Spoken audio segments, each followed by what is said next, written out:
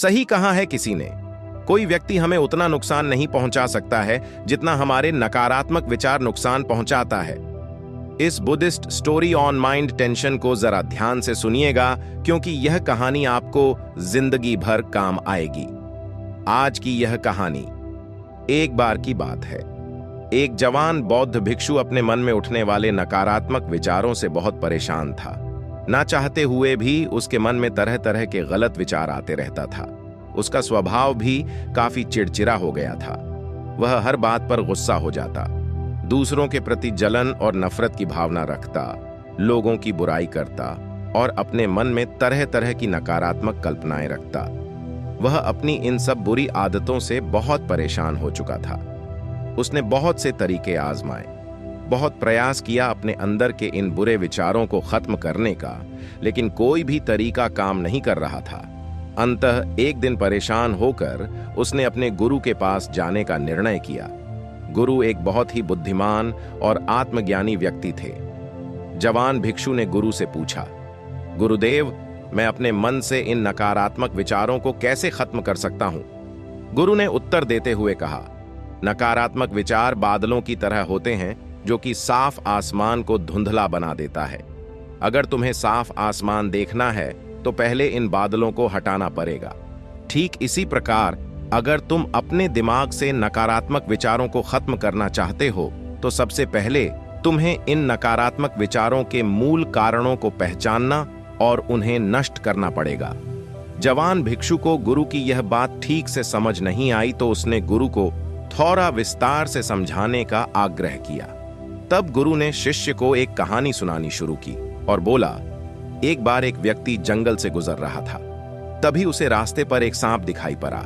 सांप को देखते ही वह व्यक्ति डर गया और वहां से भागने लगा। जैसे ही वह द्वारा उसका पैर एक पत्थर से टकरा गया और वह वहीं गिर पड़ा। उसने खुद को बुरी तरह घायल कर लिया था। जब वह उठा और पीछे मुड़कर देखा तो पाया कि वहां कोई सांप नहीं, बल्कि सांप के आकार की एक लकड़ी थी जो कि रास्ते पर पड़ी हुई थी। यह देखकर उस व्यक्ति को महसूस हुआ कि उसे नुकसान पहुंचाने का कारण वह सांप नहीं, बल्कि उसके खुद के अंदर बैठा डर और नकारात्मक विचार हैं, जिसने उसे घायल कर दिया।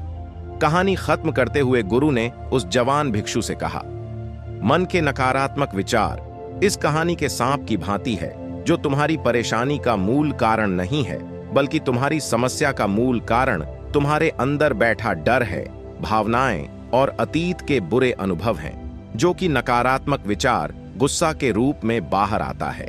इसीलिए अगर तुम्हें अपने मन से नकारात्मक विचारों को खत्म करना है तो इसके मूल कारण को पहचान कर उसे नष्ट करना होगा। अब हम इस कहानी को अपने जीवन में कैसे लागू कर सकते हैं, इसके लिए कुछ प्रैक्टिकल टिप्स हैं। पहला, माइंडफुलनेस या जागरूकता का अभ्यास करो। अपने विचारों और भावनाओं के प्रति जागरूक रहो। देखो कि आपके भीतर क्या चल रहा है, आप अपने आसपास की घटनाओं पर क्या प्रतिक्रिया देते हैं। साथ ही मन में उठने वाले हर नकारात्मक विचार के कारण का पता लगाने का प्रयास करो। दूसरा, अपने अतीत की बुरी यादों, बुरी घटनाओं और बुरे अनुभवों को स्वीकार करो और खुद को और दूसरों को माफ कर दो। तीसरा, रहो अपने जीवन के सकारात्मक पक्ष पर अपना ध्यान केंद्रित करो और पास कुछ भी हो उसके लिए इस ब्रह्मांड का आभार व्यक्त करो। आभार व्यक्त करना हमारे नजरिया को सकारात्मक बनाता है और हमारे अंदर से नकारात्मक भावनाओं को खत्म करता है। चौथा, दयालु बनो, खुद के प्रति भी और दूसरों के प्रति भी, क्योंकि नकारात्मक विचार अक्सर बुराई और तुलना करने से पैदा होते हैं। अपने अंदर दया का भावना रखकर हम ज्यादा सकारात्मक और संतुष्ट जीवन जी सकते हैं। संक्षिप्त में यह कहानी हमें सिखाती है कि नकारात्मक विचार हमारी परेशानी का मूल कारण नहीं है। असल समस्या तो हमारे भीतर गहराई में छुपी हुई है।